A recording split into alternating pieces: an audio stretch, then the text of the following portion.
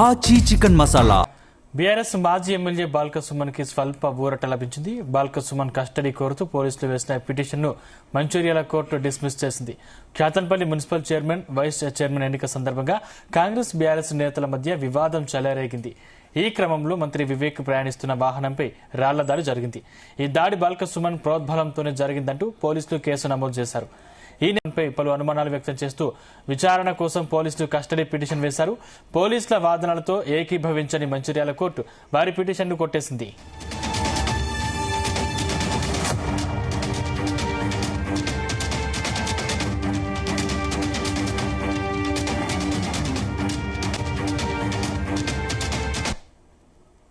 సంతోషంగా ఉంది. నిన్న జరిగిన సుదీర్ఘమైన ఆర్గ్యుమెంట్స్ విన్న తర్వాత వాళ్ళు వేసిన పిటిషన్లో ఎలాంటి మెరిట్ లేదని చెప్పేసి కోర్టు వారు ఈరోజు పోలీసు వాళ్ళు వేసిన కస్టడీ పిటిషన్ని డిస్మిస్ చేశారు.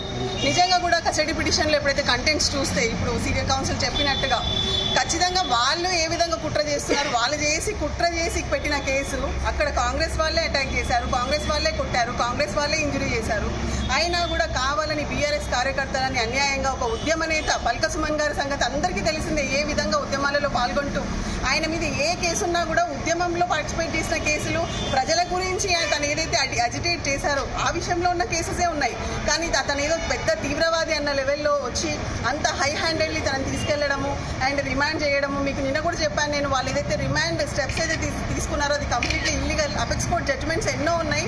ఎన్నోసార్లు టైమ్ అండ్ అగైన్ ప్రతి కోర్టుకి అపెక్స్ కోర్టు నుంచి గైడ్ లైన్స్ వస్తున్నాయి. అది ఖచ్చితంగా ప్రతి కోర్టు కూడా అంటే పాటించాలి, పోలీస్ వాళ్ళు పాటించాలని చెప్పి కూడా వస్తుంది. కానీ ఇప్పటికీ కూడా మరి పోలీసు వారు కానీ ప్రాసిక్యూషన్ గారు కానీ మరి ఏ విధంగా కూడా అపెక్స్ కోర్టు ఇచ్చిన గైడ్ లైన్స్ని ఫాలో అవ్వట్లేదు. అండ్ మనం చూస్తే ఇప్పుడు ఇక్కడ మాకు తెలిసింది ఇక్కడ 8,000 కేసులు పెండింగ్లో ఉన్నాయంట. మరి 8,000 కేసులలో ఎప్పుడు కూడా స్పెషల్ పబ్లిక్ ప్రాసిక్యూటర్ అపాయింట్ అవ్వలేదు. ఇంకొక పబ్లిక్ ప్రాసిక్యూటర్ ఉంటే త్వరితగతిన కేసులు సాల్వ్ అవుతాయని చెప్పి ఈ కేసులో పెట్టారు. ఇదే ఇంట్రెస్ట్ని వాళ్ళు వేరే కేసులలో ఎందుకు తీసుకోవట్లేదు? సో మా క్వశ్చన్ అదే. నిజంగా వాళ్ళకి చిత్తశుద్ధి ఉంటే 8,000 కేసులు పెండింగ్ ఉన్నాయంట, తీవ్రమైన నేరాలు ఉన్న కేసులు ఉన్నాయి, ఎంతో మంది విక్టిమ్స్ సఫర్ అవుతున్నారు. మరి అలాంటి కేసులలో ఎందుకు ఇంకొక పబ్లిక్ ప్రాసిక్యూటర్ని అడిషనల్గా పెట్టి ఎందుకు త్వరిత న్యాయాన్ని ఇవ్వరు? ఇలాంటి కేసులలోనా మీరు చూసారు ఆల్రెడీ నల్లబాలు కేసులో కూడా సుప్రీంకోర్టు వరకు సిద్ధార్థ లూత్రాన్ని పెట్టుకొని ఏ విధంగా ఇలాంటి ఫాల్స్ కేసు కోసం అన్ని లక్షల రూపాయలు వెచ్చించి గవర్నమెంట్ కేసు ఫైట్ చేసింది. బీఆర్ఎస్ మాజీ ఎమ్మెల్యే బాల్క సుమన్ కి స్వల్ప ఊరట లభించింది. బాల్క సుమన్ కస్టడీ కోరుతూ పోలీసులు వేసిన పిటిషన్ను మంచిర్యాల కోర్టు డిస్మిస్ చేసింది. Kyathanpally municipal chairman, vice chairman ఎన్నిక సందర్భంగా కాంగ్రెస్ బీఆర్ఎస్ నేతల మధ్య వివాదం చెలరేగింది. ఈ క్రమంలో మంత్రి వివేక్ ప్రయాణిస్తున్న వాహనంపై రాళ్ల దాడి జరిగింది. ఈ దాడి బాల్క సుమన్ ప్రోద్బలంతోనే జరిగిందంటూ పోలీసులు కేసు నమోదు చేశారు. ఈ నేపథ్యంలో బాల్క సుమన్ పై పలు అనుమానాలు వ్యక్తం చేస్తూ విచారణ కోసం పోలీసులు కస్టడీ పిటిషన్ వేశారు. పోలీసుల వాదనలతో ఏకీభవించని మంచిర్యాల కోర్టు వారి పిటిషన్ను కొట్టేసింది. ఇదే అంశానికి సంబంధించిన వారిని పూర్తి డీటెయిల్స్ మా ప్రతినిధి రాజు పటేల్ అందిస్తారు. రాజు పటేల్. Good afternoon Sandeep. మంచిర్యాల జిల్లా కోర్టులో వేసినటువంటి బాల్క సుమన్ ని కస్టడీ కోర్టు వేసినటువంటి పిటిషన్ పై జిల్లా పోలీసులకు అయితే చుక్కెదురైందని చెప్పవచ్చు. ఎందుకంటే మంచిర్యాల జిల్లా court junior principal civil judge పోలీసులు వేసినటువంటి బాల్క సుమన్ పై వేసినటువంటి కస్టడీ పిటిషన్ ను కొట్టేసింది. సో 2 సార్లు వాయిదా వేసినటువంటి జడ్జి ఈ రోజు జరిగినటువంటి వాదోపవాదనలు విన్న తర్వాత బాల్క సుమన్ ను కస్టడీ తీసుకోవాల్సిన అవసరం లేదని భావించినటువంటి జడ్జి పోలీసులు వేసినటువంటి కస్టడీ పిటిషన్ కొట్టేసిన తర్వాత ఉదయం 11:30-12 గంటల మార్గంలో జరిగినటువంటి వాదనలో కస్టడీ పిటిషన్ కొట్టివేయబడ్డది. కంప్లీట్ గా డిస్మిస్ చేసింది. కస్టడీ పిటిషన్ తో పాటు మరొక పీటీ వారెంట్ కూడా వాళ్ళు జారీ చేశారు. పీటీ వారెంట్ కూడా జారీ చేయకుండా కూడా దాన్ని కూడా డిస్మిస్ చేసింది. సో కస్టడీ పిటిషన్ ఎందుకు వేశారు అనుకుంటే వాళ్ళు చార్జ్ షీట్ లో పేర్కొన్నట్టుగా ఏదైతే Kyathanpally municipal chairman, vice chairman ఎన్నిక సందర్భంగా జరిగినటువంటి గొడవ ఘర్షణలో ముందస్తుగానే పలు సమాచారం ఉంది. కావాలనే బాల్క సుమన్ అతని అనుచరులు పక్క ప్రణాళికతోటి ఈ దాడి చేశారు. సో దీనిలో ఇంకా పలు కోణాలు ఉన్నాయి. కొన్ని కుట్ర కోణాలు ఉన్నాయి, కొన్ని హత్య కోణాలు ఉన్నాయి, మరికొన్ని మాస్ గ్యాదరింగ్ సంబంధించింది కానీ దాంతో పాటు పలు ఆయుధాలు కూడా వాళ్ళు తీసుకొని రావడం జరిగింది. సో దాంతో ముక్కుమ్మడిగా దాడి చేయాలనుకున్నారు. ఇది సడన్ గా జరిగినటువంటి ఇన్సిడెంట్ కాదు. ఈ ఇన్సిడెంట్ వెనుక కేతన్పల్లిలో ఉన్నటువంటి బాల్క సుమన్ ఇంట్లో ఒక సమావేశం జరిగింది. సమావేశంలో తీసుకున్నటువంటి నిర్ణయం మేరకు ఆ సమావేశంలో బాల్క సుమన్ ఇంట్లో జరిగినటువంటి ఒక పక్క ప్రణాళిక మేరకు మాత్రమే Kyathanpally municipal chairman, vice chairman ఎన్నిక రోజు ఈ గొడవకు పాల్పడ్డారన్నటువంటి అభియోగాలను చార్జ్షీట్ లో పేర్కొంటూ పోలీసులు దీనిపై కూడా పూర్తి స్థాయిలో విచారణ చేయాలి. విచారణకు సంబంధించినటువంటి మాకు చాలా అనుమానాలు ఉన్నాయి. ఆ అనుమానాలన్నిటిని కూడా బాల్క సుమన్ ని విచారిస్తేనే బయటపడతాయి అనేటువంటిది పేర్కొంటూ చార్జ్షీట్ దాఖలు చేయడం జరిగింది. చార్జ్షీట్ లో పేర్కొన్న అంశాలను క్రోడీకరిస్తూ కస్టడీ పిటిషన్ కోరారు. సో అయితే ఆ రోజు జరిగినటువంటి సంఘటనకు సంబంధించినటువంటి ఇప్పటి వరకు పోలీసులు పేర్కొన్నటువంటి ఎవిడెన్స్ ను కూడా పూర్తిగా ప్రొడ్యూస్ చేయలేదు. అక్కడ ఉన్నటువంటి సిచ్యువేషన్ మాత్రం అది అనుకోకుండా జరిగినటువంటి సంఘటనగానే భావించబడుతుంది తప్ప ప్రీ ప్లాన్ గా చేసినటువంటి ఘటనకు సంబంధించినటువంటి ఆధారాలు ఇప్పటివరకు పోలీసులు ఏం సేకరించలేదు.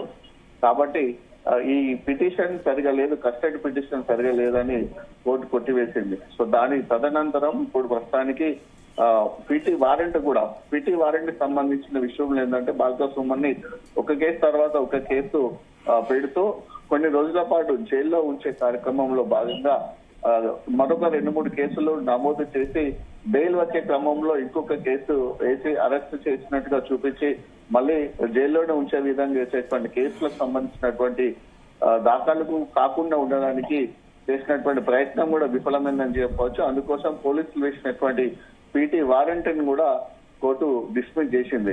సో రెండింటితో అయితే బాల్క సుమన్ కు అటు బీఆర్ఎస్ పార్టీకి అయితే కాస్త ఊరట లభించిందని చెప్పవచ్చు. సో ఇప్పుడు ప్రస్తుతానికి బాల్క సుమన్ బెయిల్ కు సంబంధించినటువంటి వాదనలు కొనసాగుతున్నాయి. ఎందుకంటే పొద్దున కస్టడీ పిటిషన్ డిస్మిస్ అయిన తర్వాత ఈవినింగ్ బెయిల్ సంబంధించినటువంటి వాదనలు జరుగుతున్నాయి. ఇప్పటికే 2 సార్లు బెయిల్ కు సంబంధించినటువంటి వాదనలు వాయిదా పడ్డాయి. ఇప్పటి వరకు కూడా మంచిర్యాల కోర్టు ఎక్కడ కూడా బెయిల్ ను మొదటిసారి కూడా తిరస్కరించలేదు. కానీ అటు పోలీసుల తరపు ఉన్నటువంటి పీపీ కానీ ఇటు బాల్క సుమన్ తరపు ఉన్నటువంటి న్యాయవాదులు కానీ టైం కోర్టు వాయిదా వేసి వస్తున్నారు. సో 2 సార్లు వాయిదా పడ్డటువంటి బెయిల్ కి సంబంధించినటువంటి పిటిషన్ విచారణ మరికొద్ది సేపట్లో మంచిర్యాల కోర్టులోనే సాగనుంది. దీనికోసం అయితే అటు ఉత్కంఠగా ఎదురు చూస్తున్నారు. సో బాల్క సుమన్ తరపు నుంచి హైదరాబాద్ నుంచి కూడా బీఆర్ఎస్ పార్టీకి సంబంధించినటువంటి లీగల్ టీం రావడం జరిగింది. ఈ రోజు ఉదయం కూడా వాళ్ళ జడ్జి ముందు కస్టడీ పిటిషన్ సంబంధించి వాదించడం జరిగింది. బెయిల్ కి సంబంధించి కూడా వాళ్ళే వాదిస్తున్నారు. సరే అయితే సందీప్ ఇక్కడ ప్రధానంగా ఒక అంశం పేర్కొనాల్సింది ఏంటి అంటే మంచిర్యాల బార్ అసోసియేషన్ లో ఉన్నటువంటి సభ్యులు కానీ మోస్ట్ ఆఫ్ ద అడ్వకేట్స్ కూడా చాలా మోరల్ గా అయితే బాల్క సుమన్ కేసుకు సంబంధించినటువంటి విషయంలో మాత్రం సపోర్ట్ చేస్తున్నారు. సో ఈ విషయాన్ని కూడా వాళ్ళు అదే చెప్పడం జరిగింది.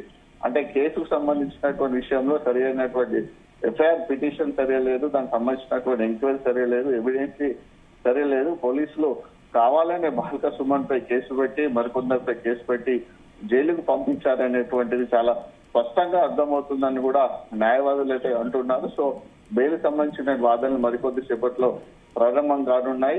సో బెయిల్ వస్తుందనే ఆశాభావంతో అయితే బాల్క సుమన్ తరపు న్యాయవాదులు ఉన్నారు. సందీప్ అయితే రాజపటేల్ అయితే పోలీసులు వేసిన పిటిషన్ కోర్టు కొట్టివేయడంతో తదుపరి పోలీసులు ఎటువంటి నిర్ణయం తీసుకునే అవకాశం ఉంది? అంటే ప్లాన్ బి ఏదైనా అమలు చేసే అవకాశం ఉందా?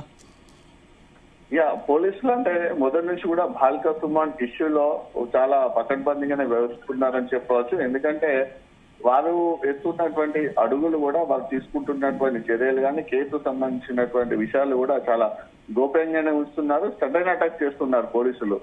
అంటే వ్యూహాత్మకంగానే పోలీసులు కూడా చాలా వెళ్తున్నారని చెప్పవచ్చు. సడన్ అటాక్ తోటి సడన్ గా కేసు నమోదు చేయడం, సడన్ గా అరెస్ట్ చేసి బాల్క సుమన్ తో పాటు బీఆర్ఎస్ పార్టీ నాయకులను కూడా ఇబ్బంది పెట్టే పరిస్థితులు అయితే చేస్తున్నారని కూడా ఆ పార్టీ నాయకులు అంటున్నటువంటి ప్రస్తుత పరిస్థితుల్లో. సో కస్టడీ పిటిషన్ కోర్టు వేశారు, అది డిస్మిస్ చేసింది. సో మరొకసారి కూడా అంటే రెండోసారి కూడా వేరే కేసు ఏదైనా నమోదు చేసి దాని మీద ఎఫ్ఐఆర్ చేసి మళ్ళీ జైలుకు పంపించే క్రమంలో భాగంగా ఉంటే మరో రెండో కేసు పైన అంటే ఈ కేసు సంబంధించిన పిటిషన్ కొట్టివేయబడింది కాబట్టి మళ్ళీ వేయడానికి అవకాశం లేదని న్యాయ నిపుణులు అంటున్నారు. సో మరొక కేసు ఏదైనా బాల్క సుమన్ పై నమోదు చేసి దానికి మళ్ళీ సంబంధించినటువంటి కోర్టులో ప్రొడ్యూస్ చేస్తే సో దానికి సంబంధించినటువంటి మరో కేసు పైన కూడా కస్టడీ ఆ పిటిషన్ కోర్టు వేసే అవకాశం ఉందని కూడా అంటున్నారు. సో ఇప్పటివరకైతే ఒకే కేసు మాత్రమే బాల్క సుమన్ పై నమోదు చేశారు, అది కానిస్టేబుల్ పై దాడి చేసినట్టుగా పేర్కొన్నారు.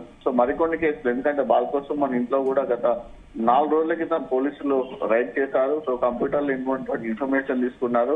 బాల్క సుమన్ ఇంట్లో పనిచేసేటటువంటి పలు వ్యక్తులను కూడా విచారణ చేయడం జరిగింది. అంటే మొన్న Kyathanpally municipal chairman, vice chairman ఎన్నిక కోసం జరిగేటువంటి ఏదైతే గొడవ జరిగిందో ఆ గొడవలో పోలీసులు చెప్తున్నట్టుగా అది సడన్ గా చేసినటువంటి అటాక్ కాదు, ప్రీ ప్లాన్ తోటి ముందస్తు వ్యూహంతో చేశారు. ఆ ముందస్తు వ్యూహాన్ని కేతన్పల్లి సుమన్ ఇంట్లోనే దాని గురించి డిస్కషన్ చేశారు.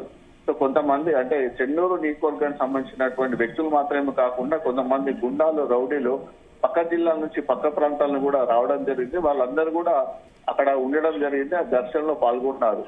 దాంతో పాటు ఇంకా పలు విధ్వంసక చర్యలకు పాల్పడడానికి కూడా ఒక కుట్ర పన్నారు.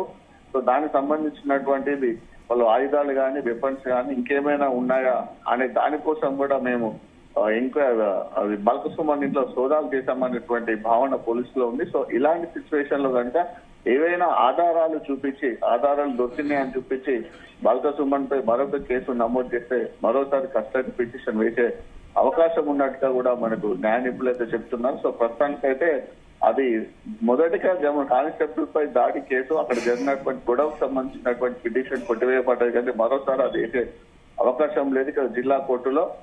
సో తర్వాత ఇప్పుడు బెయిల్ కి సంబంధించినటువంటి వాదనలు జరుగుతున్నాయి. సో ఆ బెయిల్ వాదోపవాదాలు ఎలా ఉంటాయి, బెయిల్ వస్తుందా లేదా అనేది కూడా చాలా ఉత్కంఠగా ఉంది. ఒకవేళ కనుక ఈ రోజు బెయిల్ కు రాకపోతే సో బెయిల్ కు సంబంధించినటువంటి తిరస్కరణ అయితే జరిగే అవకాశం లేదు, వాయిదా పడుతుంది.